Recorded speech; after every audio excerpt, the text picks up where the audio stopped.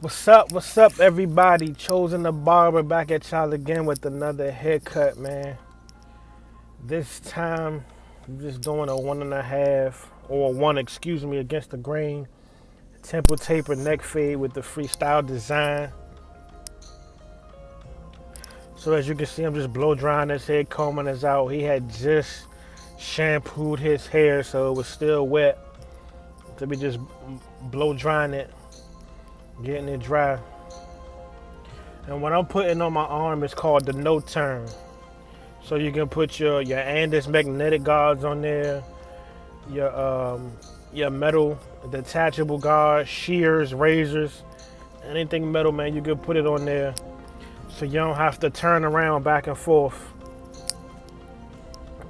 throughout the whole cut. Make it a little quicker. So, excuse me. What I'm doing right now is, man, I just got that one guard on there. Like I said, I'm going against the grain. His hair is thick, and it also grows in a couple different directions. So to make sure that you get the most even cut possible, you want to cut against the grain. That's how you ensure that you're going to get the most even cut possible. And with every stroke, every cut, I'm combing that hair out, keeping that canvas clean, checking to see if I miss any areas, if there's any dark spots at all.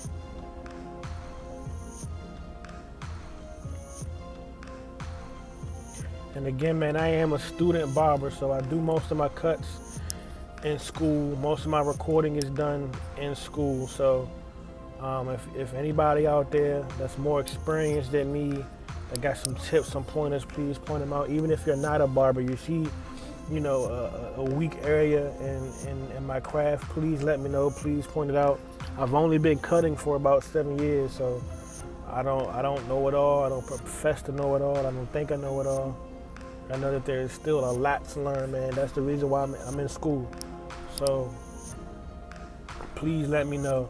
And we was watching the game. I think this was the Cavaliers last game. We were watching on his phone, so that's what we were kind of talking about.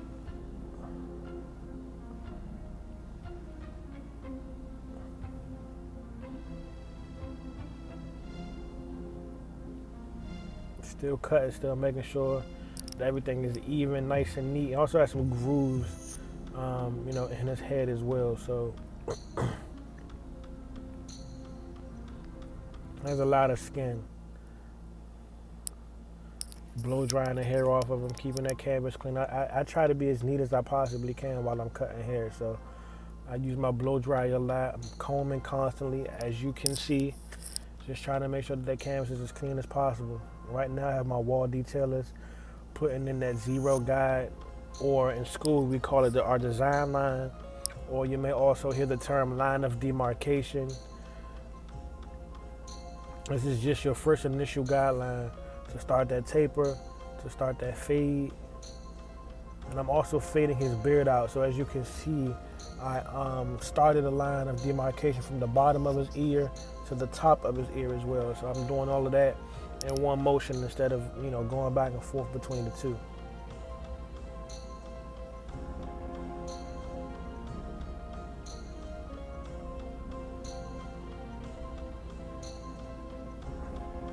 Right now what I'm doing is I'm starting his freestyle design, just starting to lay the foundation for the design that I'm putting in his hair. And again, I'm using my wall detailers. A lot of times when I put my designs in, I like to use my wall detailers because the blade is thinner, so I can, I'm able to get more thinner lines with that trimmer and that specific blade as opposed to, a T outliner or a Slimline Pro. But that's just my personal preference. Some other barbers, know how to maneuver and work the clippers to where they can get, a really nice thin line with any trimmer. But for me, my preference is just to use the detailer. So again, there's no specific, design. There's no anything. He didn't give me a reference picture, nothing like that. I just he wanted a design, so I'm going to work on it, man. That's pretty much it. When you're doing curves, whether it be a freestyle design or on a lineup, you always want to use the corners of that blade.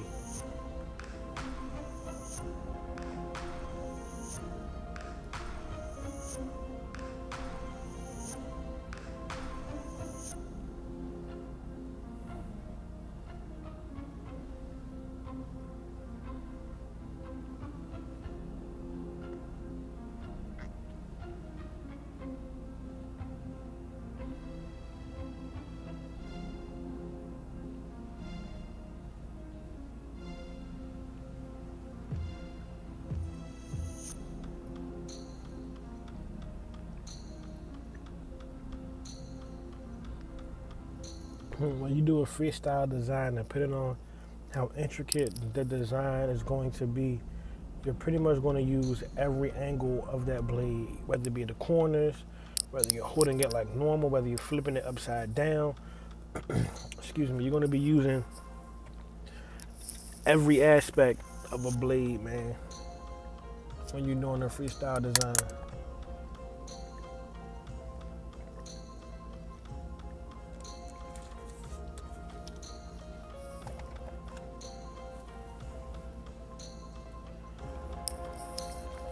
And I apologize that I don't have, the best camera angles or anything like that, man. Like I said, I'm still in school, so I don't have a full production team, or I don't have multiple cameras, man. And my camera, I do all of my filming from my phone, team iPhone. So, it's very stationary.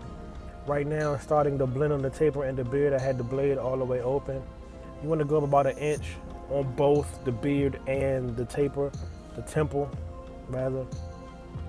And then how I typically do my blends is I go, half and then a quarter. So I'll close my blade halfway, work that second line in until that lever open, and then I close it all the way and blend that last bottom line out as best I can. And then typically I'll come back with my trimmers and clean it up the rest of the way.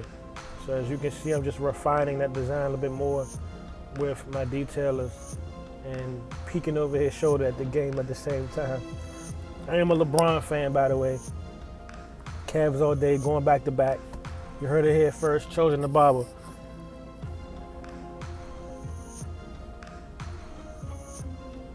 Like I said, man, it's important to keep a comb in your hand. Now, a lot of barbers may prefer to use a brush, and with certain hair types or certain hair lengths, you might have to use a brush, but it's not as sanitary as a comb.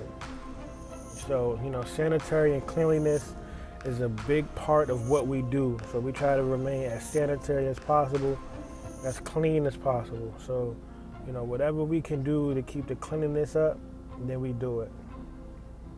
So now I'm attacking that blend again with the beard. Got the one guard on there. I do believe it is open. I work between opening and closing.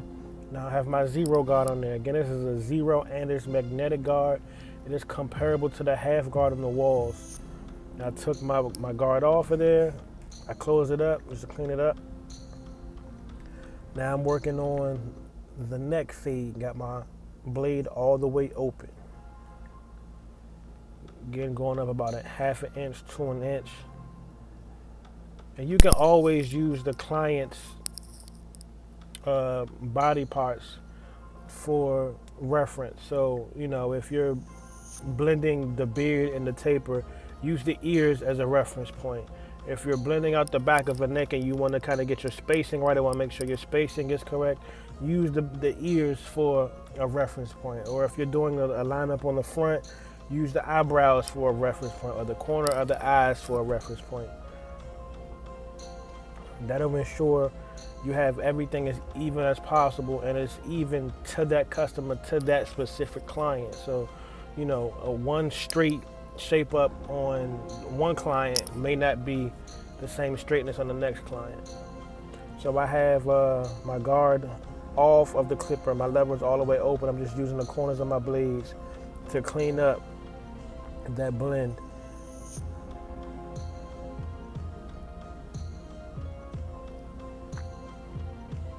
Same thing, lever open, combing out everything first, make sure everything is as in place as it can be. Lever open, starting out with that beard, again about an inch, hitting with the temple, about an inch, close it halfway, working that blend. Same thing with the beard, close it all the way, clean up the bottom of that line again.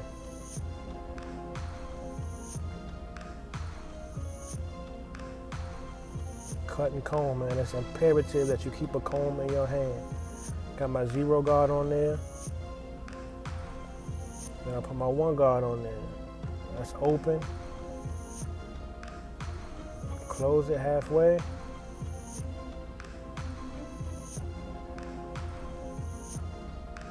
Went back to my 0 guard. Back to my 1 guard. Corners of the blades cleaning up, just making sure everything is as blended as it can be. There's nothing wrong with double checking your work, triple checking your work. The good thing about this is you can double and triple check as you're going along. A lot of barbers, and I kind of find myself doing it differently as well too, depending on the cut, but you can double check and triple check your work during the cutting process as well. So some barbers will complete the whole cut, then go back and spot mop or spot clean or whatever you want to call it. I kind of do it throughout the process of the cut. So as you saw, I had my my Andis Slimline Pro LIs and my wall detailers just broadening out those fades and that temple taper, and also getting that last line out. So right here, what I'm doing is I'm blending out a part of his freestyle design just to add a different element to it, just to give a little bit more pop. Start up with the lever close, then you open it all the way, close it halfway.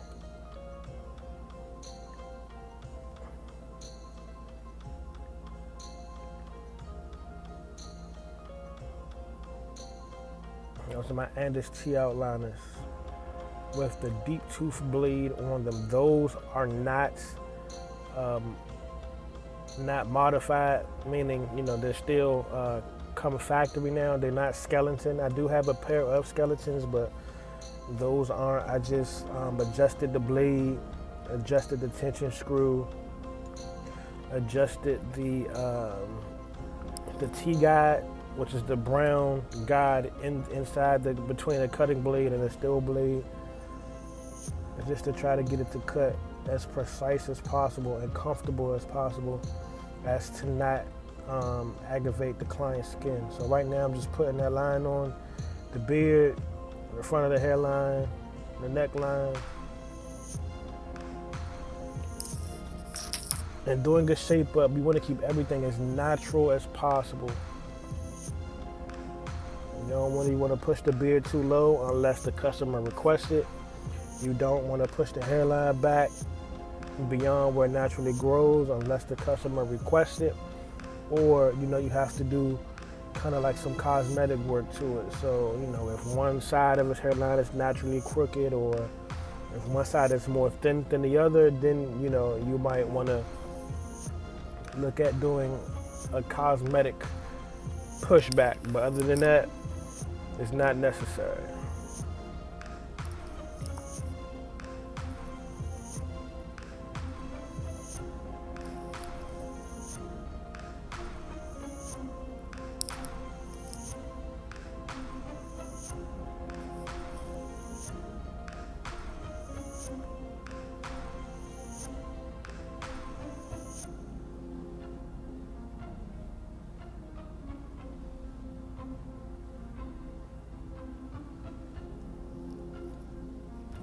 And when you're doing a lineup sometimes, especially on certain client skin types, you definitely want to pull that skin. The same way you would if you're doing a razor shave or a razor lineup, you want to always pull that skin to get a good glide and the closest shave possible. So the same idea and the same principles stand when you're doing a lineup.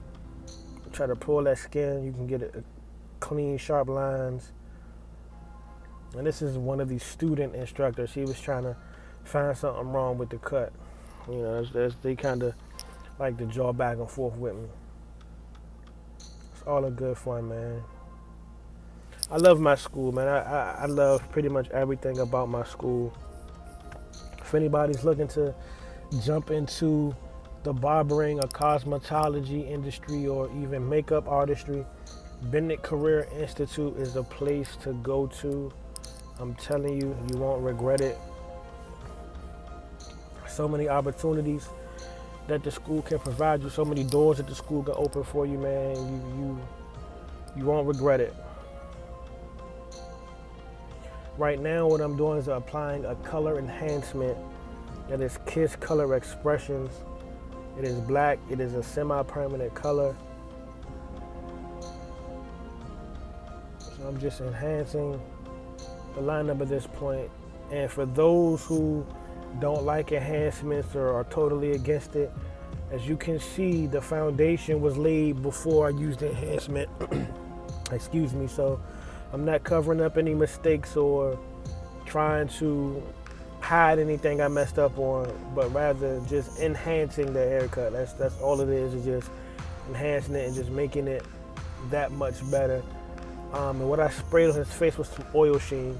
And the reason why I use oil sheen when I'm using Kiss Color Expression, it just helps the color move along the skin surface a little better. Because this color stains the skin. So you want to be able to get some movement once you go back to line it up and apply that razor on there. So that's what I did. I just used some oil sheen to help the color move along the skin.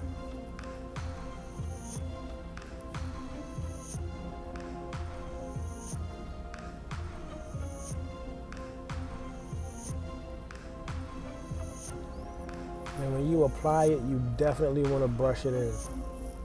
You don't want to just sit it on there and just let it, cake up on there. You want to apply it and then brush it in, and that's how you get the most natural look possible. I've seen a lot of people who use color enhancements, whether it be vegan, Kiss Expressions, even hair fibers, and they just cake this stuff on there and just make it so thick and unappealing to, just doesn't look good after a while. So you definitely want to do that. Yeah, just lining it up with the razor, going back in, making sure those lines are in there, and as you can see, I'm pulling that skin. Again, that gives the razor maximum glide. It allows it to get as close as it possibly can, and it's not gonna, you're not gonna snag the client's skin and risk cutting them unless you're holding the razor at an incorrect angle. And the ideal angle for razor shaving, razor cutting is 45 to 30 degrees. Anything more or less than that, anything more than 45 degrees can result in can result in the risk of cutting the client. Anything less than 30 degrees, you can result in not getting a proper shave. So try to keep that in mind. Another one of the student instructors, man. This guy right here, man, real cool. Very willing to help, and he doesn't do it in such an aggressive way as if he knows it all. So definitely a cool cat.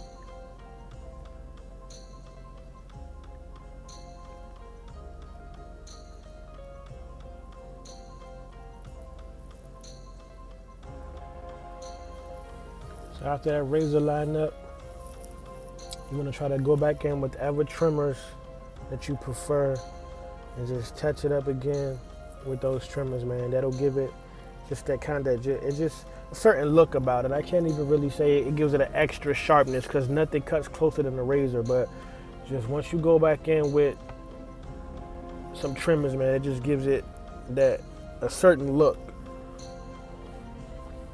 that you can't really get with any other tool.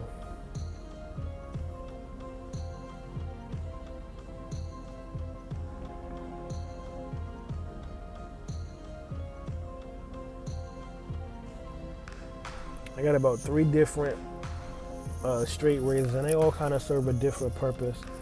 This particular razor, I can expose the blade more so than I can on my other two. So that one I kind of use on the lineups to help create sharper lines on my lineups, or even kind of clean up some designs. As you can see right there, I'm using it to kind of clean up a design. I believe I'm probably going to switch it out though for my other razor, for one of my other razors.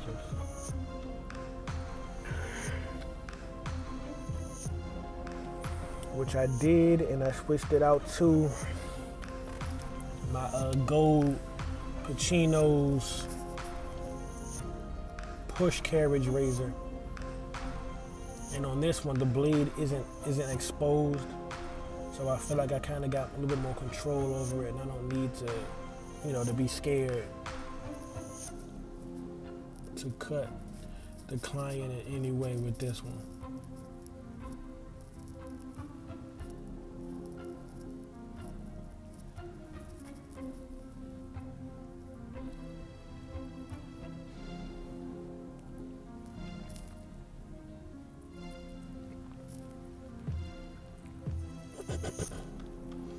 Oh man, excuse me. And the shaving gel that I use for is the Tune 45 shaving gel by Chris Barcio.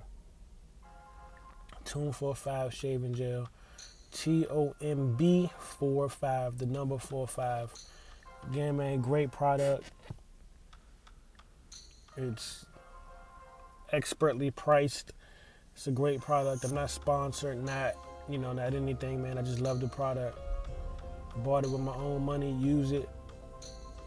Can't go wrong with it. It's a great product. Tune 45 shaving gel.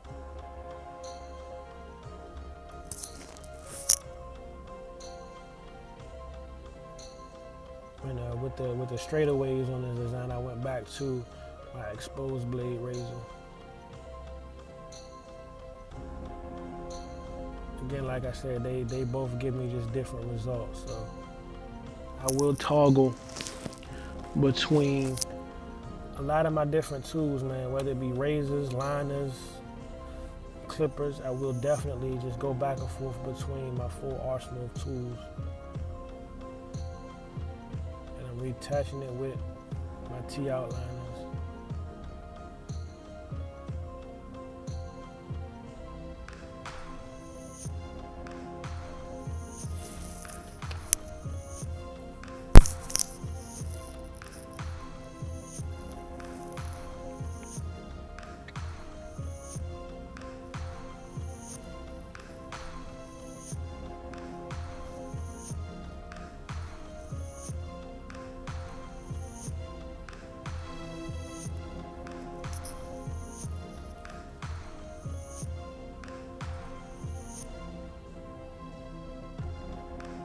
I think I added another little element to it. I don't remember.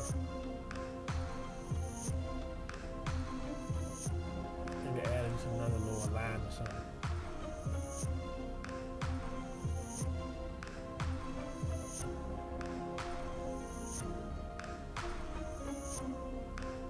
Yeah, I did.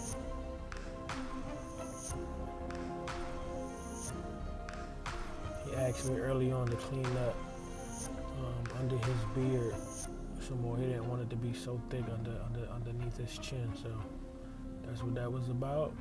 Blow dry him off, wipe him down. We use towels to clean our clients after the cut. It's just more sanitary than using a neck duster. So